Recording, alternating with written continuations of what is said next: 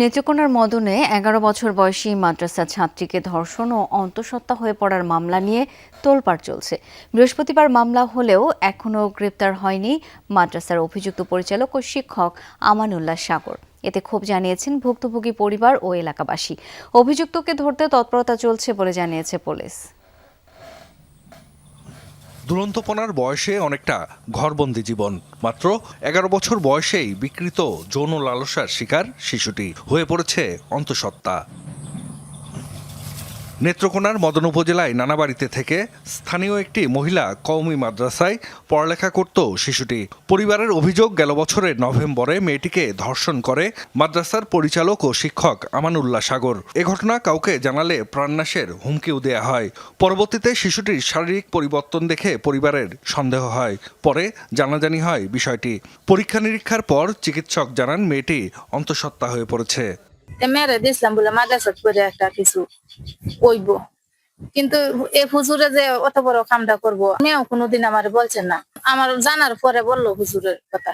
কারণ হুজুর এদিন থেকে নিখুঁজে হয়ে গেছে, হুজুর আর নাই। চোখে মুখে পুরোপুরি ভয়, এবং সে বারবার হুজুর ওয়ার্ডটা 2 বার রিপিট করার পরে বাচ্চা মানে আর কোনো কথাই বলতে আগ্রহী না।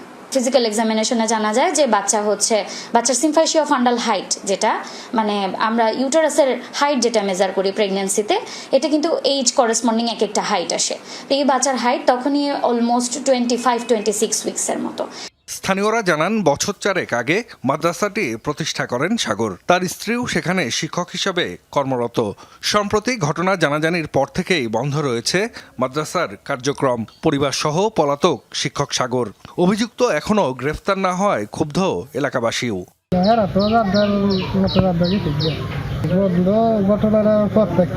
এই ঘটনার সাথে যদি হুজুর প্রকৃতপক্ষে জড়িত থাকে এবং এই ঘটনা ঘটিয়ে থাকে, তদন্তের মাধ্যমে আইনের সঠিক প্রয়োগ করে তাকে দৃষ্টান্তমূলক শাস্তি দাবি করছি।